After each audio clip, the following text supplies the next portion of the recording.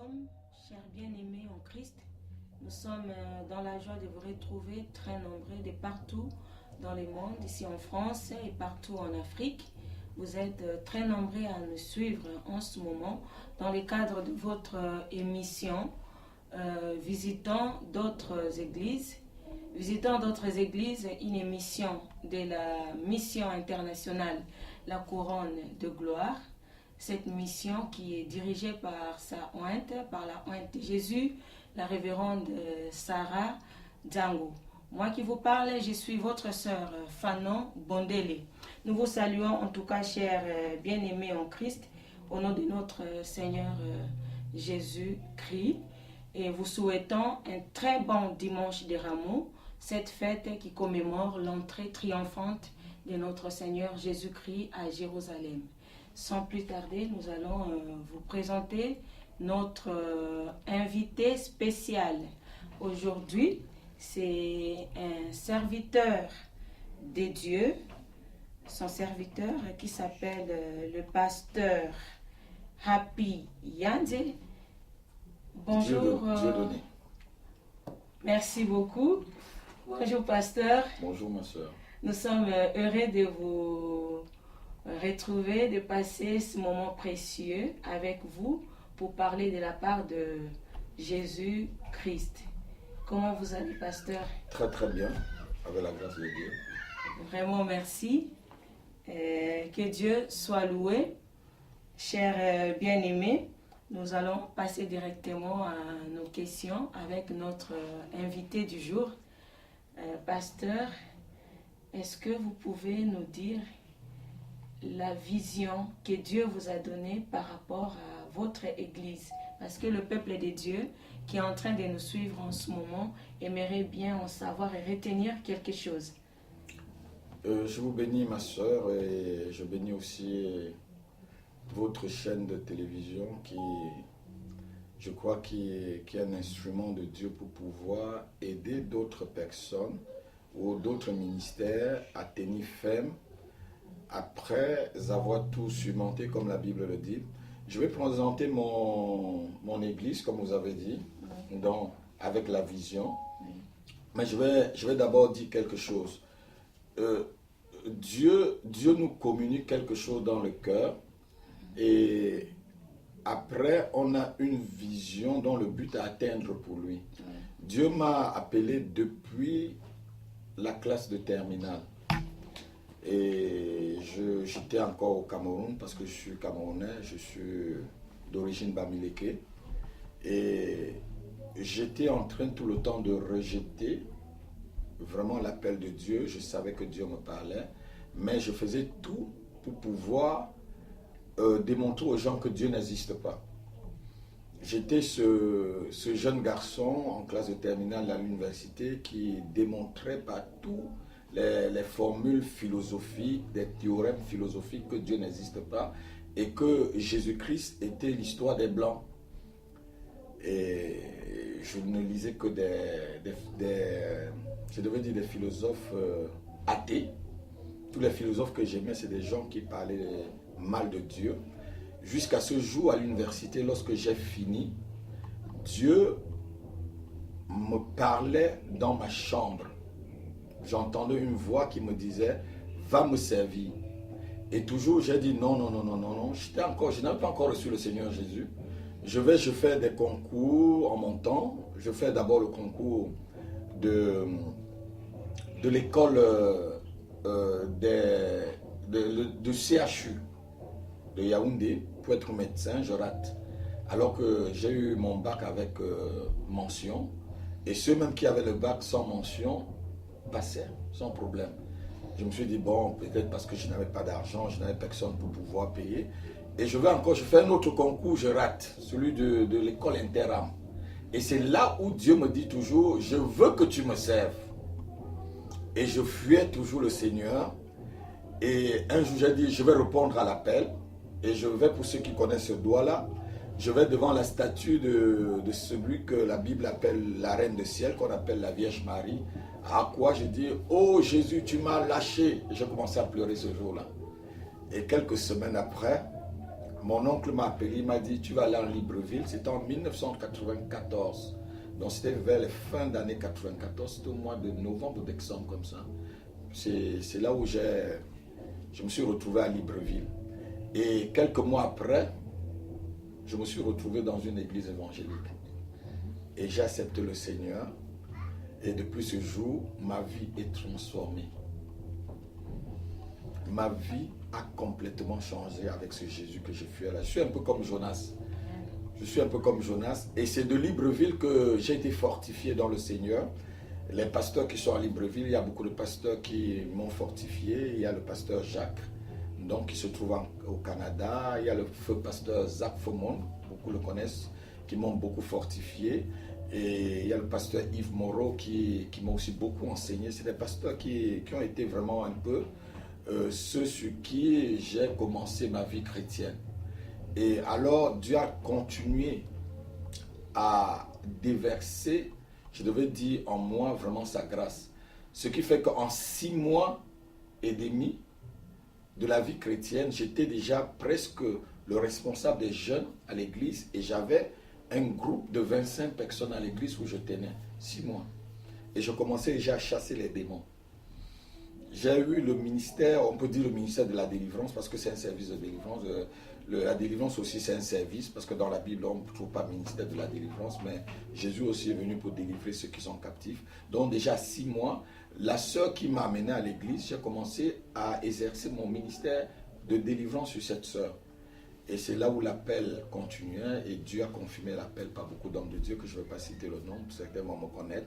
Et comment je suis arrivé en France? Je suis arrivé en France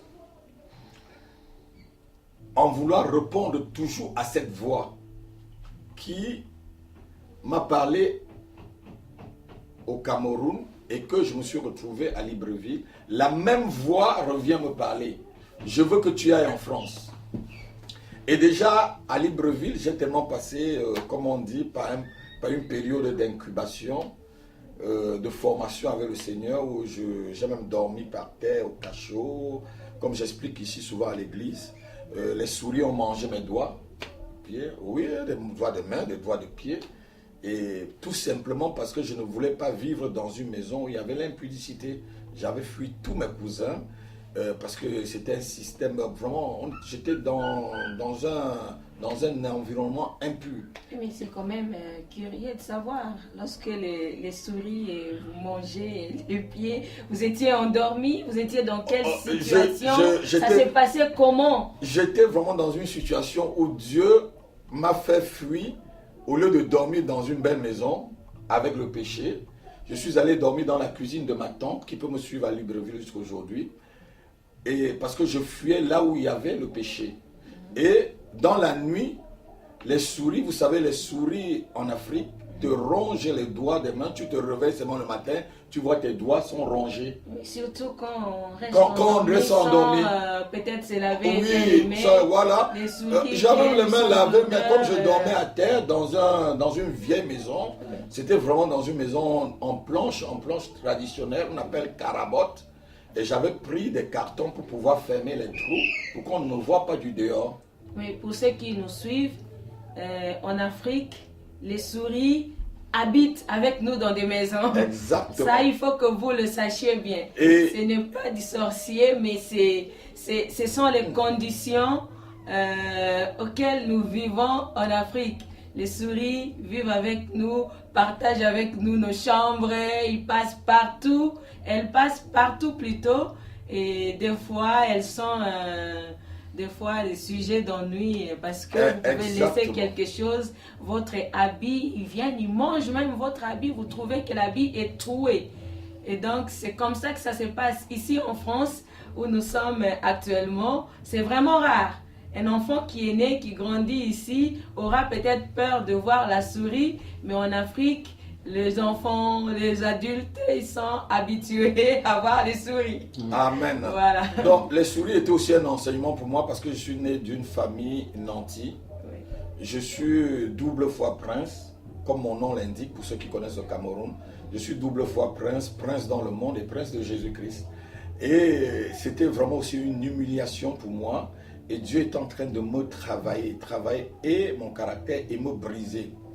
Et je sors de là et puis je trouve un très bon travail. Voilà, déjà du cachot, Dieu me dit, bon, je vais t'élever, je vais te donner un bon travail, une maison, une voiture et tout. Et je prophétisais, je disais aux gens, notez. Dieu me dit, je vais avoir un téléphone portable. En ce temps, le téléphone portable, c'était, Dieu me dit, je vais avoir une voiture. Dieu me dit, on dit, mais toi tu vis là, quel est ce Dieu-là? Et finalement, le Seigneur m'a donné toutes ces choses. Et c'est quand je voulais jouir de ces choses, quand j'étais vraiment content d'être directeur commercial et je voyais financièrement ma vie commencer à s'élever, Dieu me dit, va en France. J'ai dit, mais Seigneur, je vais en France faire quoi? Tout bon bamileke comme j'étais, j'ai pensé que je venais en France justement pour pouvoir faire du commerce et retourner en Afrique. Parce que Dieu nous parle, mais au fur et à mesure de la vision. Dieu nous parle, il ne te dit pas ce qu'il va arriver devant. Il te dit seulement pas. Il a dit à Abraham, quitte ton pays, quitte ta famille, va vers le pays où je vais te montrer. Va, prends cette direction, va vers Canaan. Et Abraham est parti. C'est sur le chemin que Dieu commence à lui parler. Voilà, je ferai de toi, je ferai de ta... Et quand j'ai obéi à Dieu, j'ai dit, bon Seigneur, comme je vais en France, je vais arriver là-bas, je vais acheter des consommables en informatique, je vais mettre dans ma valise, je vais venir vendre. Et quand j'arrive ici en France, j'atterris à Clichy-sous-Bois chez mon cousin, que Dieu le bénisse, il est retourné au Cameroun. Et c'est pendant une nuit de prière, j'étais seul à genoux. Et comme j'aime bien parler beaucoup en langue, c'est quand j'étais vraiment pleinement en langue que Dieu m'a dit, voilà pourquoi je t'appelle 3 jours après. Voilà pourquoi je t'appelle en France. Je t'appelle parce que j'ai une vision pour toi dans cette nation. Je dis, non, c'est pas possible. J'ai un bon travail, j'ai tout à Libreville et tout et tout. Deuxième jour, je viens encore à mes heures de prière habituelles. Je me mets encore à prier. Dieu me dit, voilà la vision. Et je t'appelle ici comme missionnaire. Et la mission s'appellera la mission Lermont. Et le nom de ton église locale s'appellera Maison de prière. Et c'est là où je vais amener mon peuple. Et voici ce que tu feras. Voici ce que tu dois donner à mon peuple. Tu dois parler de Jésus-Christ à tous ceux qui se trouvent en France et en Europe. Et plus tard, à tous ceux qui se trouvent dans le monde entier. Tu vas les amener à connaître le vrai Dieu, à laisser les faux dieux pour s'attacher au vrai Dieu. Tu vas les amener à quitter de la médiocrité spirituelle dans l'excellence spirituelle. Parce que je veux me révéler à eux comme le Dieu qui est esprit. Et dans un 4e point, Dieu me dit, tu vas former des personnes et tu vas les libérer après pour que le ministère puisse continuer, pour que mon œuvre puisse continuer. Donc, notre but ici, c'est de prendre des gens de bébés spirituels à la maturité spirituelle. C'est pourquoi je suis apôtre. Donc, je bâtis les vies. Je bâtis des vies en bâtissant des églises. C'est vrai qu'il y a plusieurs églises dans la région parisienne où je suis parmi les fondateurs et que j'ai laissé entre-temps. Amen. Et je continue l'œuvre jusqu'aujourd'hui.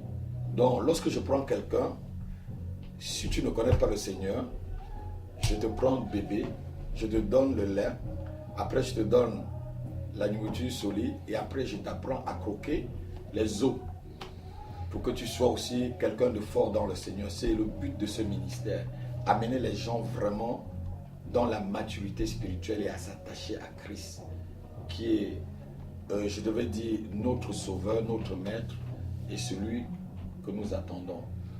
Ok, tout à l'heure, lorsque vous interveniez, vous avez parlé de la mission Lermont. La mission Lermont. Qu'est-ce que ça veut dire? La mission Lermont, ça veut dire seulement la montagne de Lermont où la rosée coule.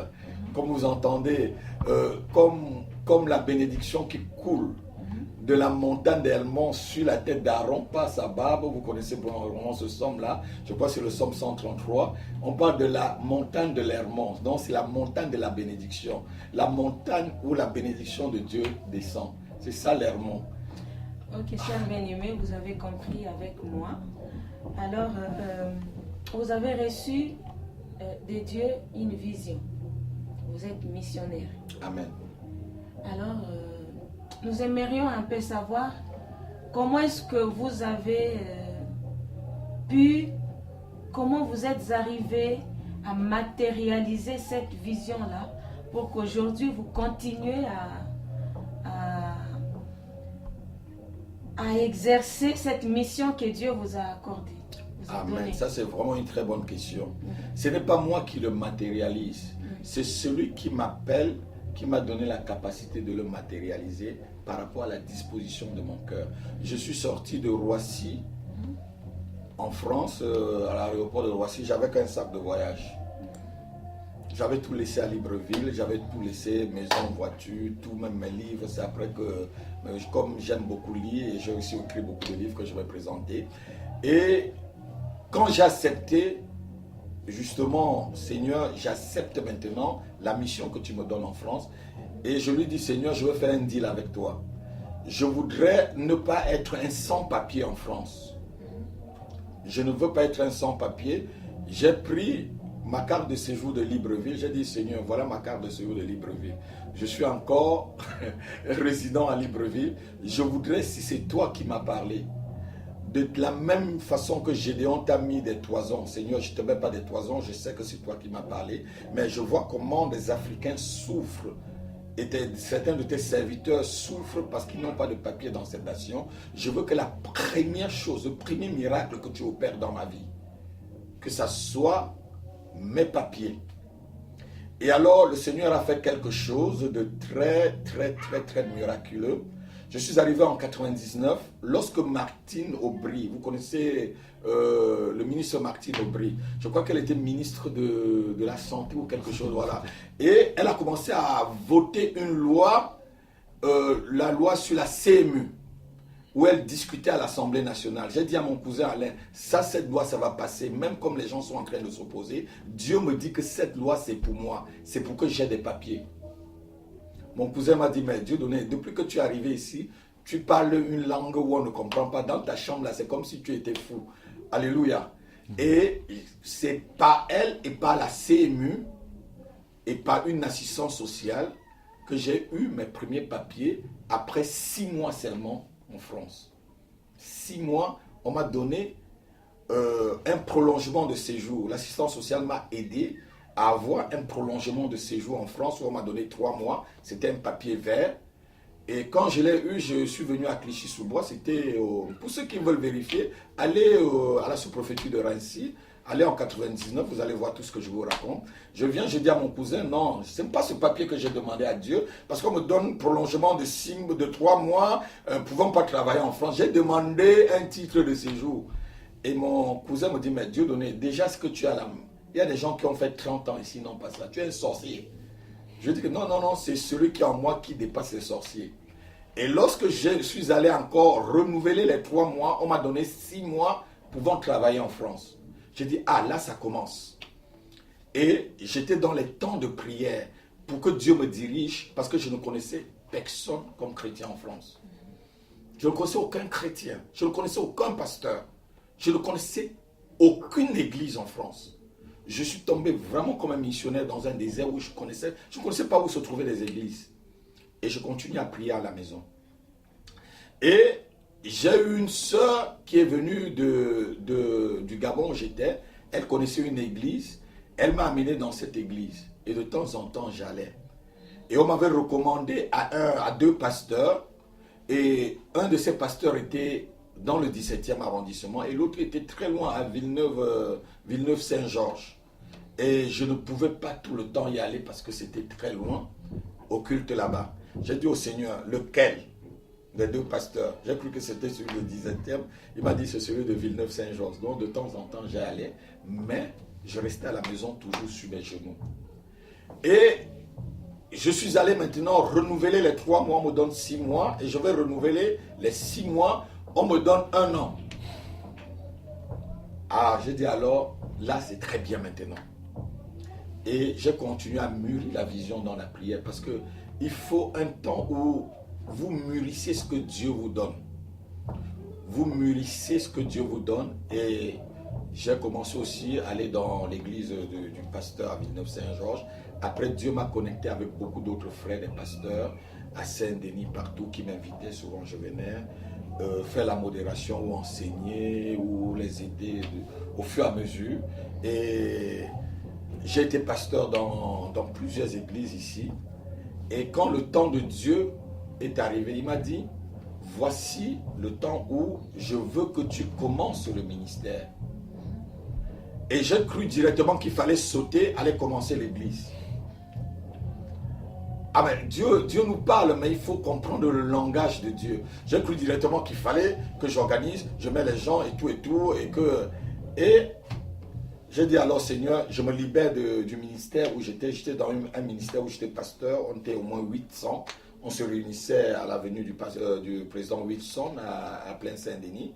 J'ai dit Seigneur, je ne veux pas avoir aucun de personne dans cette église. Si c'est toi qui m'as appelé. Ceux qui me connaissent, les pasteurs qui me connaissent dans cette nation peuvent le témoigner. Et j'ai commencé en m'asseyant sur mon chauffage avec mon épouse. Après, je m'étais marié, j'avais joué, et 2 autres personnes. On a commencé le ministère à 4 à la maison. Oui, ma soeur. Donc le fait d'aller dans d'autres églises, prêcher, c'était donc un temps de préparation. C'était un temps de préparation. Pour moi, c'était vraiment un temps de préparation. Et Dieu m'enseignait aussi pour connaître un peu le terrain. Parce que je sortais de l'Afrique, avec le feu de l'Afrique. J'étais près du pasteur en Afrique. Et le ministère en Afrique, ce n'est pas la même chose qu'ici. Même si c'est le même Dieu. Exactement. Ce n'est pas la même chose qu'ici. En Afrique, je peux prendre une casserole, je me mets sur la voie publique, je commence à chanter Jésus, personne ne va me gêner.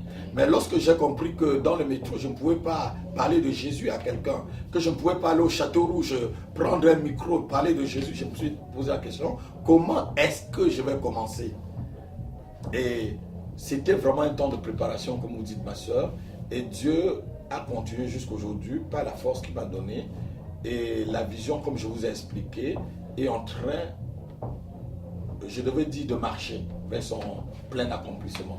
Diriez-vous que c'était facile ou bien c'était très difficile parce que je me suis lancé lorsque le Seigneur m'a dit, vas-y, c'est le moment.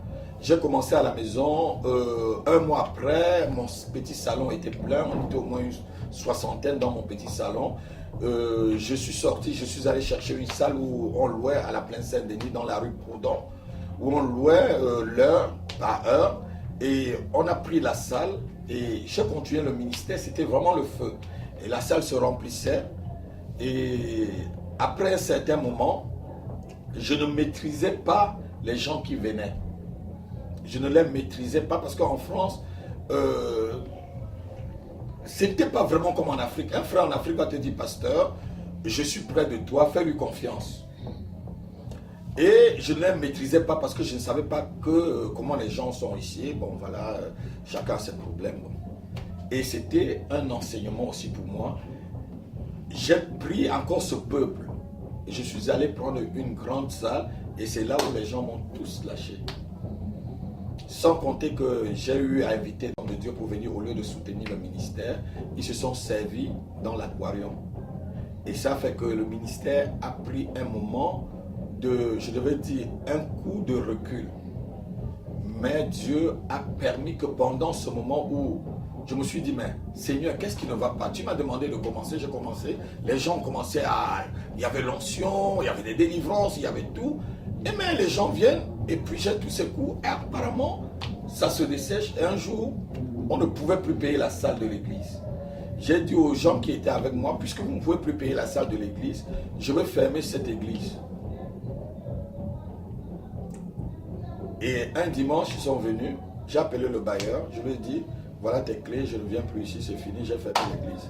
Je suis allé m'asseoir dans une église, chez un homme de Dieu. Dieu m'a dit, va t'asseoir encore près de lui. Tu es vite parti. Tu es vite parti. Donc quand Dieu te dit, lève-toi, prends encore un temps d'incubation, un temps sur tes genoux pour lui dire, Seigneur, est-ce que c'est le moment où je dois encore attendre un peu? Donc, Dieu m'a donné des cartons rouges, comme je l'enseigne souvent. Dieu m'a donné des contraventions. C'était une contravention que Dieu m'a donnée. Et lorsque Dieu m'a donné la contravention, j'ai fait de l'itinérance pendant 5 ans. Et c'est pendant cette itinérance, pasteur, est-ce que vous pouvez me prêter votre main, pour vous donner tous les livres, que j'ai écrit tous ces livres. Le manque de prière, un péché contre Dieu. C'est pendant tout cela, c'est un livre qui t'aide vraiment à avoir une vie de prière bien développée. Et aussi, c'est pendant toute cette expérience que j'ai eue par rapport à l'église locale, que j'ai écrit la vie de l'église locale et le corps de Christ. Par rapport à tout ce que j'ai vécu, les divisions, les trahisons et tout. Et comment on pouvait, je devais dire, rester près d'un homme de Dieu et dans son église locale pour pouvoir être nourri. Et ne pas être, comme Jacques le dit, quelqu'un qui est emporté à tout vent de doctrine. J'ai écrit aussi ce livre pendant les 5 ans. Pendant les 5 ans où j'ai vraiment fermé l'église complètement. J'ai dit aux gens, pasteur, est-ce qu'on ferme une église? Oui, on ferme une église.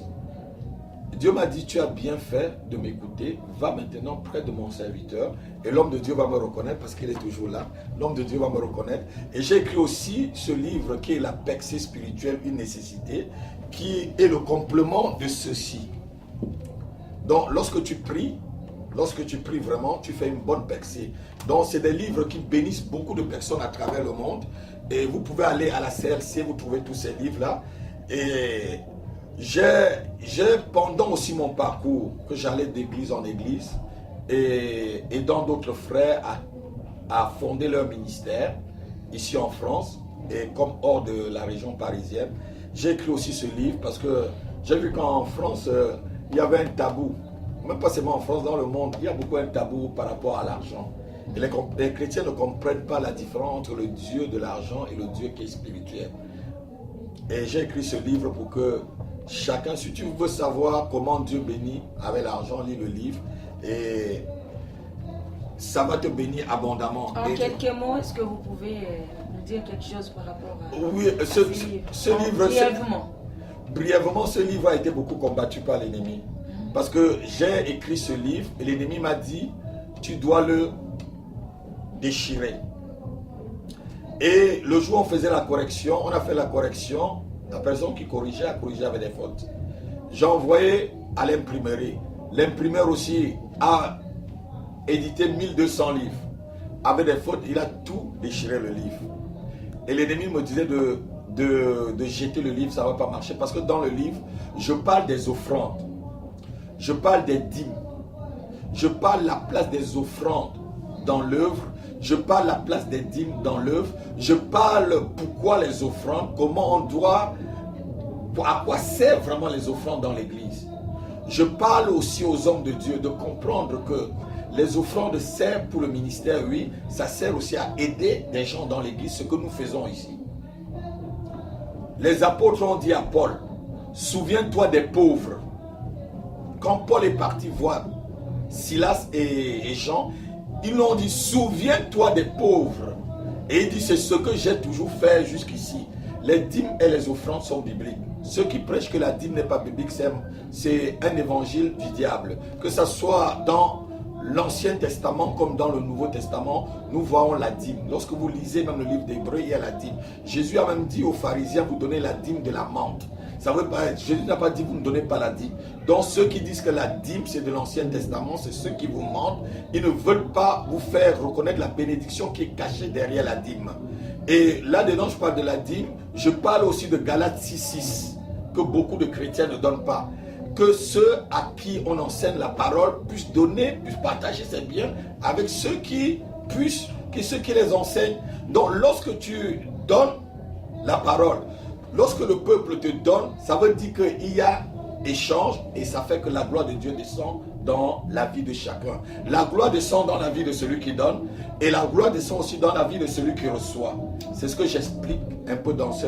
Donc ça déclenche vraiment une bénédiction, je devais dire financière, parce que moi-même, j'expérimente mon livre.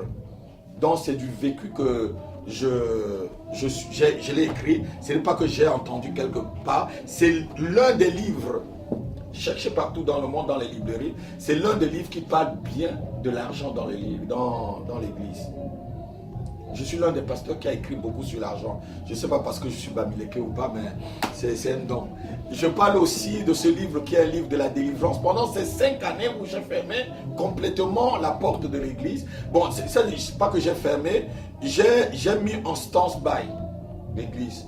Et Dieu a levé dans ma vie le ministère de l'écriture. Et j'ai écrit ce livre, Libéré des chaînes, les bêtes féroces.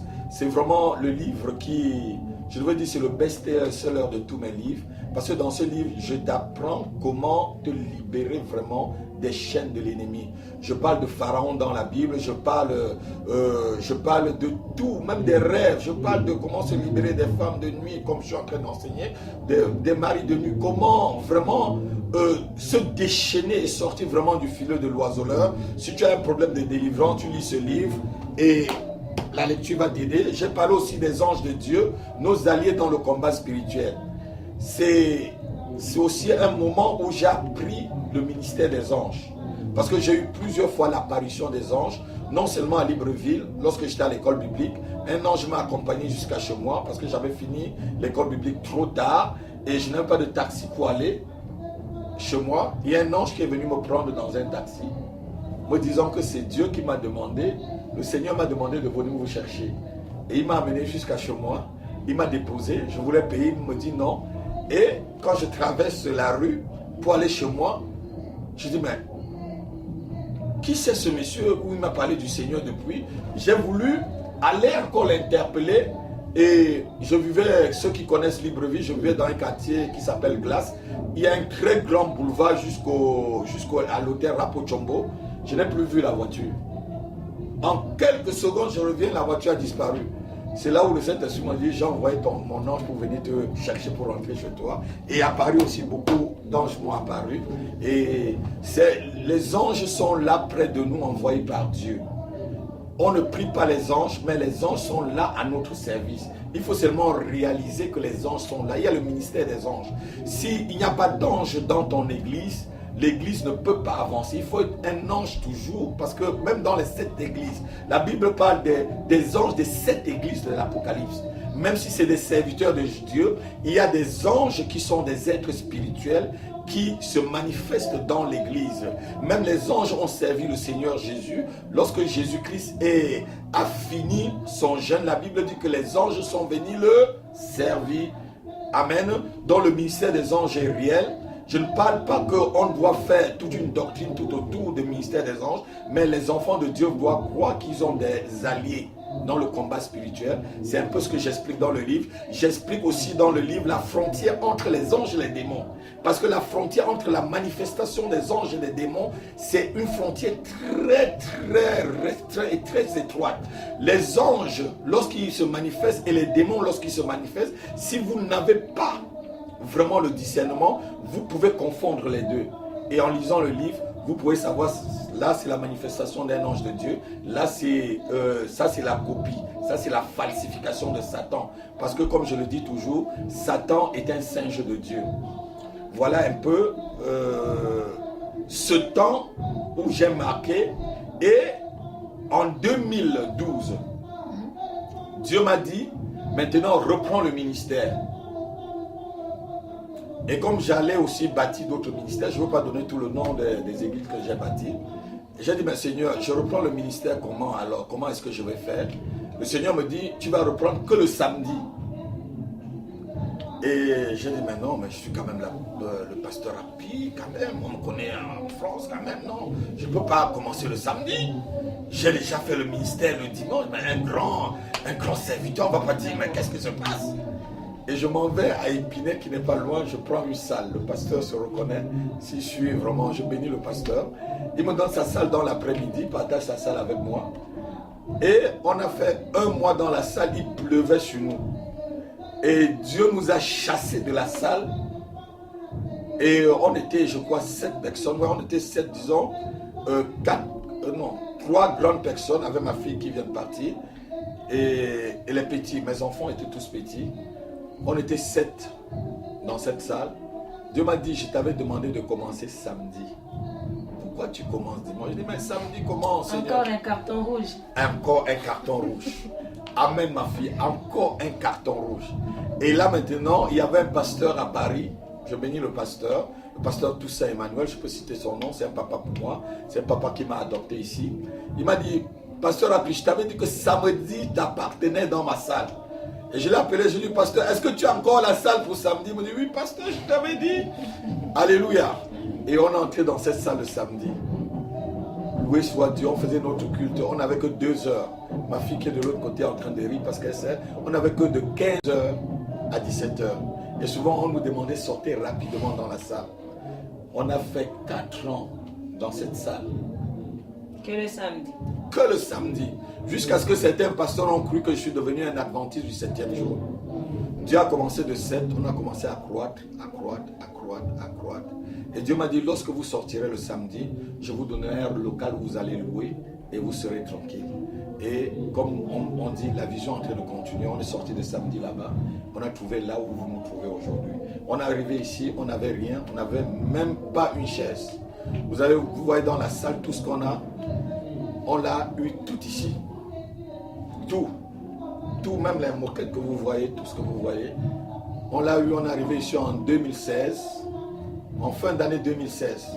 En octobre 2016. Donc ça fait 2 ans et quelque chose comme on est là. Donc Dieu est en train de poser maintenant la base de la vision qu'il a pour la mission Lermont. Et je pense que par la foi et par son aide, nous allons vaincre et nous allons atteindre ce pourquoi il m'a appelé en France. Et ceux qui seront attachés à ce ministère, ceux qui seront attachés à l'alliance que j'ai avec Dieu dans ce ministère, ne manqueront pas de recevoir la bénédiction et la récompense du prophète que je suis, du missionnaire que je suis dans cette nation.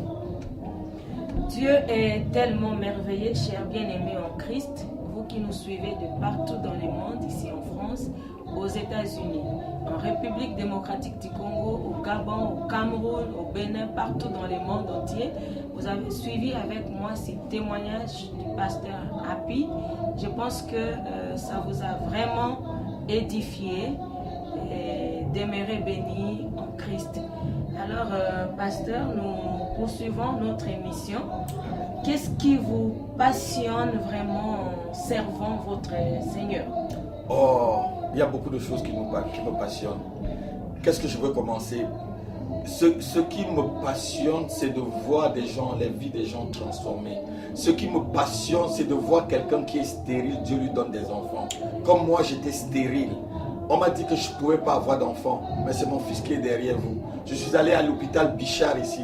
On m'a dit, je ne peux pas avoir d'enfant. Ce Dieu me passionne. Ce Dieu me passionne. Ce qui me passionne, c'est de voir quelqu'un comme ma fille, que je l'ai rencontrée aujourd'hui. Elle a un enfant. Elle est très... Ce qui me passionne, c'est voir ce Dieu qui transforme la vie de quelqu'un. C'est-à-dire de prisonnier que tu es, je deviens le premier ministre. De la boue que tu es, c'est ce Dieu me passionne. Ce Dieu me passionne, ce Dieu qui peut changer le voleur en un homme honnête. Ce Dieu qui peut changer l'incrédule que j'étais en quelqu'un qui peut être un vrai adorateur. Voilà ce qui me passionne. Ce qui me passionne encore dans l'œuvre de Dieu, c'est cette joie que Dieu te communique. Même quand tu es en face de l'épreuve, tu te moques de l'épreuve. Je lisais cette nuit, je méditais la femme vertueuse. On dit, elle se moque de l'avenir.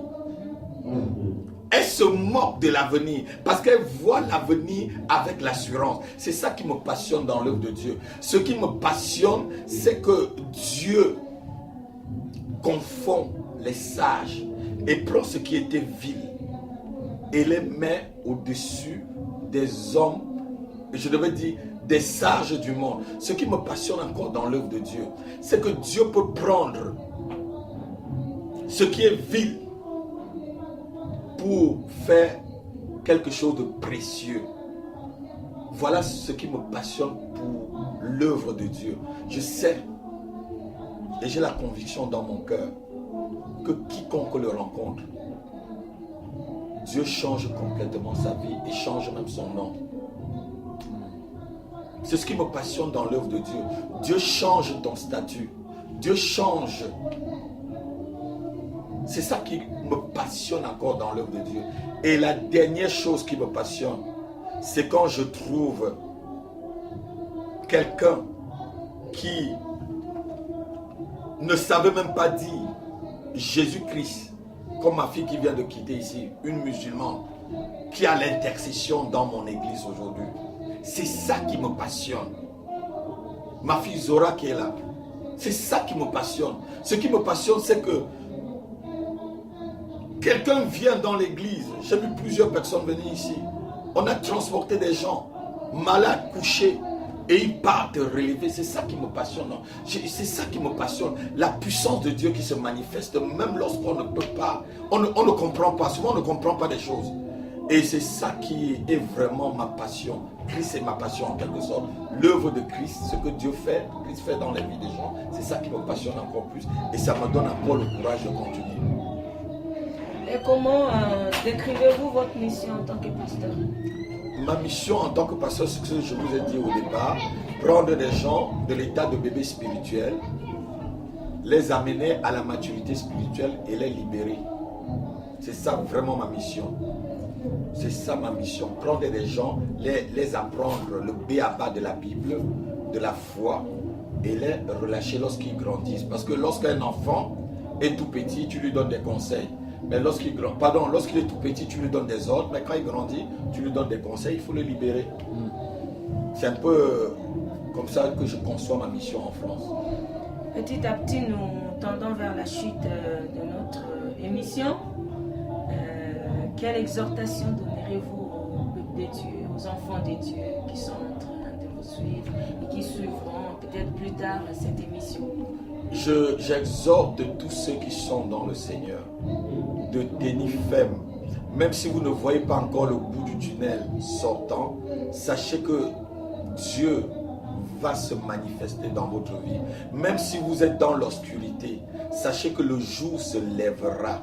Même si vous êtes stérile, sachez que Dieu vous donnera un enfant. Même si vous êtes pauvre, aucune situation n'est permanente. Même si vous êtes sans papier comme j'étais, sachez que Dieu va vous donner des papiers. Même si vous êtes sans espoir, ayez de l'espérance en Jésus-Christ. Lui seul peut changer la vie d'une personne. Il a changé la vie de Paul. Il a changé la vie de Lazare qui était pourri dans le tombeau. Il a changé la vie de Pierre. Il a changé la vie, il a ramené, le fils de la veuve de Naïm à la résurrection, à avoir la vie. Il peut changer. Et ce qui était mort dans ta vie, crois que Jésus-Christ peut le ressusciter. Crois que Jésus-Christ peut le ressusciter. Ce matin, on a eu une prédication. La servante de Dieu disait, oui, nous pouvons. Yes, we can. Oui, tu peux avec le Seigneur Jésus. Oui, tu peux devenir cet homme. Oui, tu peux devenir ce héros. Oui, tu peux devenir cet homme d'affaires. Oui, tu peux devenir cette femme mariée. Oui, tu peux être délivré. Oui, tu peux être libéré. Oui, tu peux être riche. Oui, tu peux être guéri. Oui, tu peux être complètement au-dessus. Oui, tu peux dépasser tes limites. Là où les lois de ta famille avaient mis la limite que tu ne peux pas traverser. Oui, tu peux renverser les murs de la limitation avec le Seigneur Jésus-Christ. Oui, il peut t'amener très loin si et seulement si tu t'attaches complètement à lui. Attache-toi à lui, regarde en face, plonge tes yeux seulement sur lui, fixe et focalise-toi sur lui et tu ne seras jamais déçu. Sa lumière va éclairer ton chemin. Où que tu sois, que tu sois en Afrique, que tu sois en France, que tu sois en Europe, avec ceux même qui me suivent un peu partout dans le monde, même jusqu'en Chine. On m'a dit qu'on me suit jusqu'en Chine, même jusqu'en Australie, en Arabie Saoudite. Oui, tu peux être quelqu'un là où tu es. Oui, tu peux triompher sur les démons de ta famille. Oui, tu peux triompher sur la malédiction qui te suit. Oui, tu peux triompher sur la maladie. Oui, tu peux triompher sur la pauvreté. Oui, les démons de la souffrance peuvent partir de ta vie. Jésus-Christ est le même, hier, aujourd'hui, éternellement. Crois seulement et tu verras sa gloire. Amen, cher bien-aimé en Christ. Oui, tu peux être sauvé, tu peux être guéri, tu peux être délivré, tu peux tout recevoir de Jésus et il n'y a que lui qui peut tout te donner. Car l'impossible, ce n'est pas Dieu, ce n'est pas notre Jésus. Nous avons reçu pour vous le pasteur Happy Yamdje qui vous a donné un témoignage édifiant, qui vous a parlé de la part du Seigneur. Je pense que vous êtes édifiés, vous êtes bénis par ces paroles qui viennent de sortir de la bouche de son serviteur. Restez branchés à votre émission, visitant d'autres églises. Alors, avant de finir et de vous quitter, nous allons vous présenter encore des livres. Pasteur Rapi vous a présenté des livres qu'il a écrits. Et ces livres sont disponibles, je pense, partout dans les librairies chrétiennes. Et ici à l'église aussi, chez nous, vous pouvez aller à la CLC, ou même le commander à la FNAC et tout, à la CLC librairie chrétienne, vous pouvez le commander, ou vous entrez dans notre site Église Maison de Prière ou MDP, vous allez en trouver, vous appelez, ou vous pouvez vous acquérir ces livres en venant ici à l'église, comme vous voulez. Le numéro de téléphone, c'est le 06 18 01 72 95 ou encore le 07 68 95 20 75 ou faire un email evmdp@yahoo.fr. Je répète 06 18 01 72 95 07 68 20 68 95 20 et 75. Voilà les numéros où vous pouvez appeler. Que Dieu vous bénisse. Merci, chers bien-aimés. Nous tendons vers la fin de notre émission, mais nous n'allons pas finir sans vous présenter aussi des livres qui ont été écrits par sa servante, la révérende Sarah Dzango. Nous vous avons dit au début de notre émission que cette émission Visitant d'autres églises, c'est une émission de la mission internationale La Couronne des Gloires qui est dirigée par sa servante, la révérende, la prophétesse Sarah Dzango, qui a écrit aussi des livres et qui a eu la grâce de visiter l'enfer et le paradis. C'est une grâce qu'elle a reçue de la part de Jésus. Elle a écrit beaucoup de livres aussi, 7 livres à ce jour. Voilà, nous avons la révélation divine, les 7 conditions pour bâtir sa demeure céleste. Nous avons l'enlèvement de l'Église. Nous avons la marche par le Saint-Esprit. Nous avons la visite de l'enfer et du paradis et bien d'autres livres que vous pouvez aussi vous procurer dans l'église La Couronne des Gloires. Donc nous vous remercions d'être nombreux en train de nous suivre. Et nous vous prions de rester toujours attachés à votre Seigneur, de croire, de rester bénis, car il n'y a que Dieu qui bénit. Croyez en Jésus et il est capable de vous donner tout ce que le pasteur vient de nous dire. Voilà, nous vous remercions encore énormément et restez branchés. Nous allons vous retrouver la prochaine fois avec une autre émission. Nous saluons notre héros dans l'ombre qui est là. Vraiment, soyez bénis mon frère Yann qui est en train de prendre les images. Et donc, soyez bénis mon frère.